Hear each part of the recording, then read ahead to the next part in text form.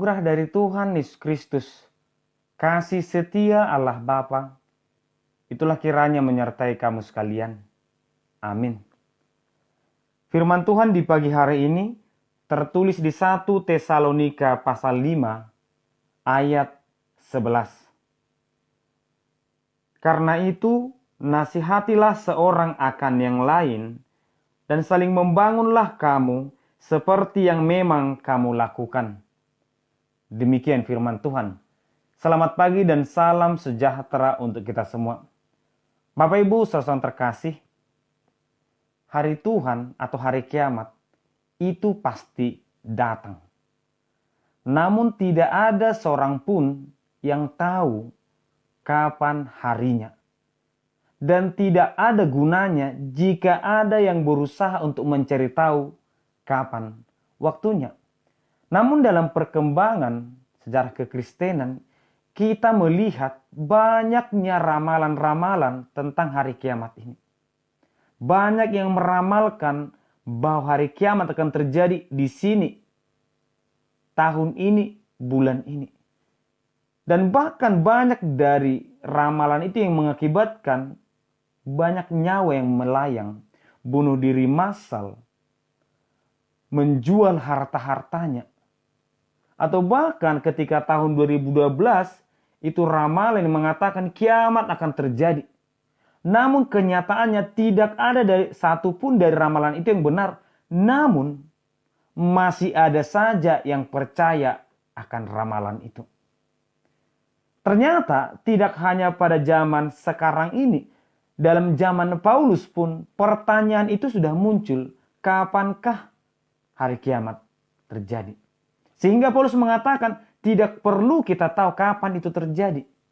Hari kiamat dunia ini atau hari kiamatku sendiri, kapan aku berakhir dari dunia ini, tidak perlu kita tahu. Yang perlu kita tahu adalah kita hidup berjaga-jaga. Sehingga Paulus menggambarkan kedatangan hari Tuhan seperti pencuri malam. Di mana ketika orang rumah sedang tertidur, dia tidak akan tahu apa yang dia lakukan ketika pencuri datang. Sehingga Paulus menggambarkan dua kelompok manusia dalam kisah ini. Anak-anak terang dan anak-anak malam. Anak-anak malam adalah yang selalu tertidur. Dan ketika pencuri datang, mereka tidak tahu mau berbuat apa. Anak-anak malam adalah anak-anak yang sangat nyaman dengan kehidupannya tanpa tahu apakah itu benar atau salah. Tanpa tahu apakah yang kulakukan ini sesuaikah dengan keinginan Tuhan. Tanpa tahu apa yang harus kulakukan. Tanpa tahu bagaimana aku harus hidup. Sehingga dia hanya menikmati hidup bagaimana dia suka, bagaimana dia nyamannya. Sedangkan anak-anak terang adalah orang-orang yang tahu harus berbuat apa dan memang melakukannya. Anak-anak terang harus mampu bertindak dengan benar dalam keadaan apapun, termasuk pada saat ini. Ketika COVID-19 belum selesai, efeknya banyak. Perekonomian atau keuangan, pekerjaan, pendidikan, kesehatan, semua. Ketika kita bukan anak-anak terang, maka kita akan mengambil jalan pintas. Bagaimana supaya selesai dari persoalan ini. Atau bahkan kita mengakhiri kita karena tidak mampu menghadapi persoalan hidup. Namun anak-anak terang kuncinya adalah satu. Kita tahu apa yang harus kita lakukan. Kita tahu bagaimana kita harus hidup. Kita tahu bahwa hidup kita sesuai dengan firman Tuhan.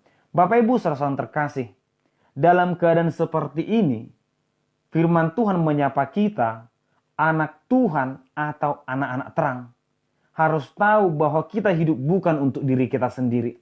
Tetapi kita juga hidup untuk menolong orang lain. Untuk apa?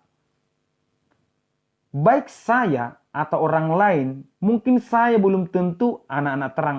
Tetapi mungkin saya juga bisa sebagai anak-anak terang selama saya mendengarkan firman Tuhan. Baik saya atau kita semua harus hidup untuk orang lain. Saling menolong. Di ayat 11 dikatakan, nasihatilah, tolonglah yang lain.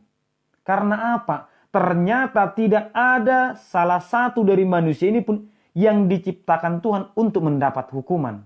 Semua kita diciptakan Tuhan untuk tujuan yang baik dan untuk keselamatan. Sehingga agar hal itu bisa terjadi, marilah hidup saling menolong, saling menopang, saling mendoakan. Karena kita satu di hadapan Tuhan. Karena kita adalah gereja, tubuh Kristus. Melalui firman Tuhan ini, kita sebagai anak-anak terang yang mengenal apa yang harus kita lakukan, mari hidup untuk orang lain. Mari hidup untuk Tuhan. Amin. Kita berdoa. Terima kasih Tuhan, di pagi hari ini. Tuntun kami selalu Tuhan melalui firman-Mu.